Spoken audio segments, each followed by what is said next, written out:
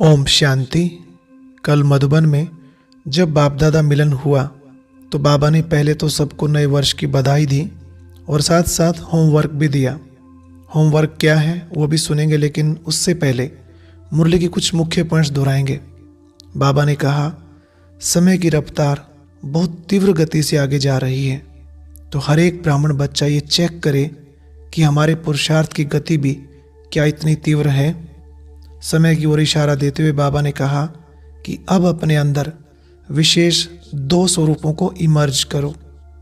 पहला, सर्वप्रति रहमदिल व कल्याणकारी बनो, और दूसरा, हर आत्मा के प्रति सदा दाता के बच्चे मास्टर दाता बन देते जाओ। विश्व की आत्माएं बिल्कुल शक्तिहीन, दुखी और अशांत हैं, चिल्ला रही हैं। बाप तो बच्चों के दुख परेशानी को देख नहीं सकते, सुन नहीं सकते। क्या आप सभी पूज्य आत्माओं को रहम नहीं आता? वह बेचारे पुकार रहे हैं, कुछ घड़ियों के लिए भी सुख दे दो, शांति दे दो, खुशी दे दो, हिम्मत दे दो। तो बाबा ने कहा, हे दाता के बच्चे, अपने श्रेष्ठ संकल्प द्वारा, मनसा शक्ति द्वारा, चाहे वाणी द्वारा, चाहे संबंध संपर्क द्वारा, चाहे वाइब्रेशन वायुमंडल के द्वारा, किसी भी युक्ति से उन्हें मुक्ति दिलाओ। फिर बाबा ने कहा, क्या सिर्फ अपने सेवा केंद्र के कल्याणकारी हो या केवल भारत के कल्याणकारी हो? अगर अपने को विश्व कल्याणकारी कहलाते हो तो विश्व कल्याण करने के लिए हर एक बच्चे को बाप का राइट हैंड बनना होगा। अब स्व पुरुषार्थ में और सेवा में भिन्न भिन्न विधियों द्वारा तीव्रता लाओ। स्वयं की स्थिति में भी 4 बातें विशेष चेक करो, तब कहेंगे तीव्र पुरुषार्थी। तो पहली चेकिंग क्या करनी है? बाबा ने कहा, चेक करो क्या हर बात में निमित्त बने हैं, चाहे सेवा में, चाहे स्थिति में, चाहे संबंध संपर्क में निमित्त भाव होना चाहिए।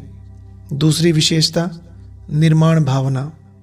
और तीसरा, निमित्त और निर्माण भाव से निर्माण करते जाओ। और चौथी बात है निर्वाण।